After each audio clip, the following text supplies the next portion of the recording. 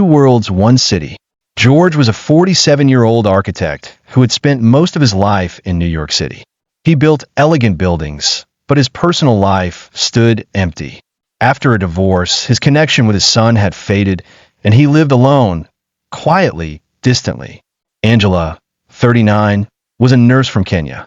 She had spent most of her life inside hospital walls, healing others while carrying hidden scars. She had never found lasting love. Two past relationships had left her feeling never enough. One evening at a Brooklyn cafe, their paths crossed. The place was crowded, and Angela sat down at George's table by chance. "You were talking about architecture, right?" she asked with a warm smile. "Yes, a bit of work talk," George replied gently. "What about you?" That one cup of coffee became the beginning of a whole new chapter. The door of the heart. They began meeting regularly. Friday evenings turned into long conversations about art, faith, childhood, race, and love. Their perspectives differed, but they both listened. One day, Angela asked, "You don't talk much about your son." George went silent, then answered softly, "I lost him in a way. He doesn't want to see me anymore." She reached across the table and gently placed her hand over his. Love is never too late. Sometimes, you just have to wait. Healing the wounds. Angela eventually opened up about her own pain. She had been abandoned before and often felt invisible. "I'm always giving," she said, "but I rarely feel received." George looked at her and replied, "I see you. You are a strong woman, and you've brought light into my life." Their connection deepened. George wrote a letter to his son, asking for forgiveness. Angela, for the first time in years, started to feel whole. A real choice. Angela received a medical offer from Africa to help run a village health project, a dream she'd long held. But her bond with George was now real and growing. She hesitated. Stay for love or go for purpose? George looked into her eyes and said, "If this is your calling, I'll support you." Real love lets the other person fly. Tears filled Angela's eyes. "You are the love I waited for. And this is real." A heart across continents. Angela left for Africa, but they didn't grow distant. Calls, letters, voice notes, all kept them close. George repaired his relationship with his son back home. Angela worked day and night in her new clinic. 1 year later, George visited Africa. Angela greeted him at the gate. No words were needed. Their embrace said it all. Together, reimagined. A year later, George was working part-time. Angela was hired as a medical advisor in New York. They lived in a small apartment in Brooklyn. It was modest, no expensive furniture, but the walls held pictures, the table held 2 teacups, and between them was understanding. They hadn't married. To them, registration mattered less than acceptance and commitment. But one evening, Angela asked, "What if we made this life official?" George smiled. "If it suits you, I'd even wear a white suit." Under the sun, the nights in the African village were quiet, but the warmth there couldn't be found in New York. George often wondered, what brought me here?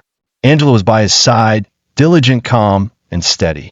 Together, they helped rebuild the roof of a small hospital and painted its walls. George had never mixed cement before, but now his hands were no longer those of a city architect. They were the hands of a village worker.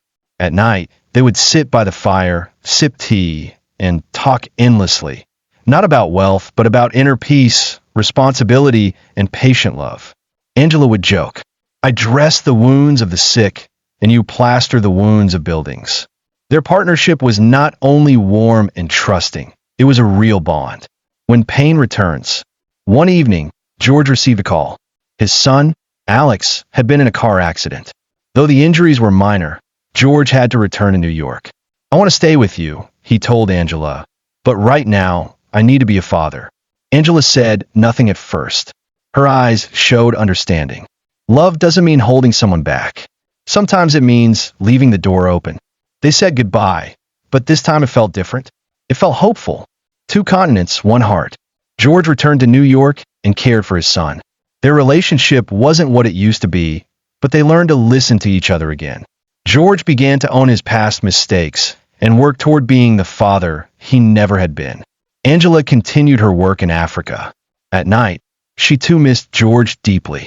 Their connection survived through WhatsApp calls, photos, and voice messages. One day, George wrote to her, "Your voice makes time stop. In today's world, love isn't how we listen." A chosen life. George no longer wanted to return to his old job. Instead of rejoining a firm, he began mentoring young designers and immigrants in a community center. Angela won a major grant through an American foundation. Her clinic turned into a fully funded medical center, where she trained local women to become nurses. George and Angela reunited in New York, this time with certainty. At the airport, George, now with gray stubble and tired eyes, smiled as Angela ran to him. Their embrace was not short. It held years of waiting and strength. Together, a new way. A year later, George worked part-time. Angela took a consulting job as a medical advisor. They lived in a modest apartment near the Brooklyn waterfront. The furniture wasn't fancy, but the walls held memories, and between them was a lasting peace. They hadn't married, not yet. For them, love was not about documents, but about presence. But one evening, Angela asked, "What if we make this life official?" George smiled. "If it makes you happy, I'll wear a white suit." Love is air, not a house. There was no grand wedding, no venue, just a small ceremony in a city park with 2 witnesses. Children played in the background. The wind rustled the trees, and the sun began to set. Their marriage certificate read, George Hill and Angela Kibbe. But in their hearts, they were already united, 2 people in perfect balance. A new light. In early 2026, Angela gave George long-awaited news. "I'm pregnant." George couldn't speak at first.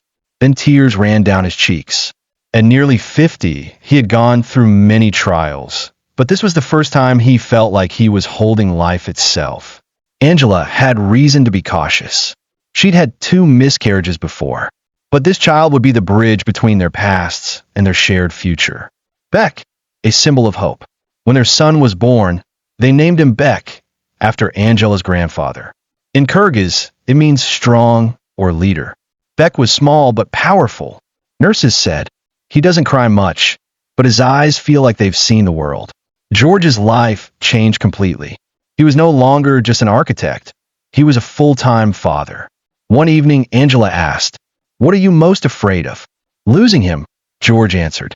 "Or maybe losing ourselves," she replied softly. The turning point. At age 2, Beck fell ill. Doctors first suspected the flu, but the fever didn't subside. His cough worsened. Angela, trained in medicine, sensed something was wrong. At the hospital, after numerous tests, the doctor finally said, "There's strong cellular activity. It may be leukemia." Time froze. Angela fell to the floor, clutching her son's tiny feet. George leaned against the wall, silently crying. The fight. For 6 months, life was a blur of treatments, tests, and sleepless nights. Some days, Beck laughed and played. Others, he lay silent. By age 3, he could speak. "Daddy, are you really my friend?" "I'm your best friend, always," George replied. Sometimes, George sat alone in the kitchen, staring at Beck's photos, weeping quietly. Angela would lean against the wall, praying silently, a mother's unspoken cry. The loss. In the summer of 2029, the sun was blazing outside. Beck lay quietly in his hospital bed. Holding his father's hand, he asked, "Daddy, if I go to sleep, will I wake up again?" George had no answer. Angela laid her head on Beck's chest and whispered, "If you don't wake up, we'll find you. In any world, we'll find you." That night, Beck passed away, peacefully, silently, beneath a deep blue sky. The grief was unbearable. George stayed indoors. Angela couldn't part with Beck's clothes. One day, George brought out a box. Inside was a notebook titled Letters to Beck. "I wrote to him every day," George said, "to remember his voice, his laughter, his scent." They read it together. For the first time in weeks, they spoke again. Grief had not separated them. It had made them one. Life moves on. Time didn't heal them, but it gave space to breathe. A year later, they started a foundation. Beck's Light Foundation. It helped children with cancer and provided emotional support to grieving parents. Most of all, it taught one thing. Life can continue. even after a loss. A new arrival. One day, a 6-year-old boy named Alejandro came to the foundation. He reminded them of Beck, his eyes, his quiet smile. Angela noticed it immediately. The boy began calling her Mama Angela. That night, Angela cried softly. George held her close. Maybe Beck sent him, George whispered, so love wouldn't end with us. A family reimagined. Angela and George applied to become foster parents. It was terrifying. What if we lose again, they wondered.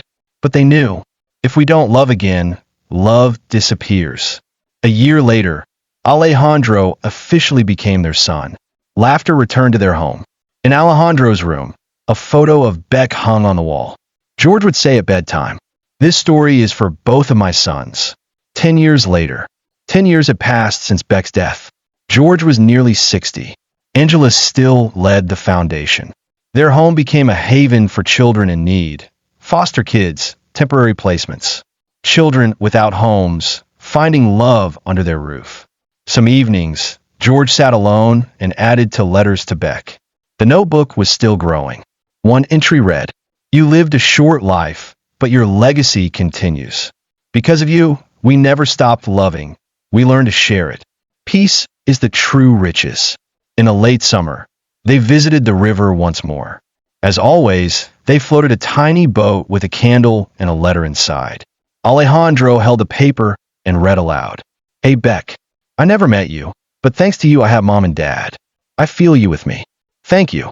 Angela wiped her tears. George leaned his head on Alejandro's shoulder. "We are all part of you, Beck," he whispered.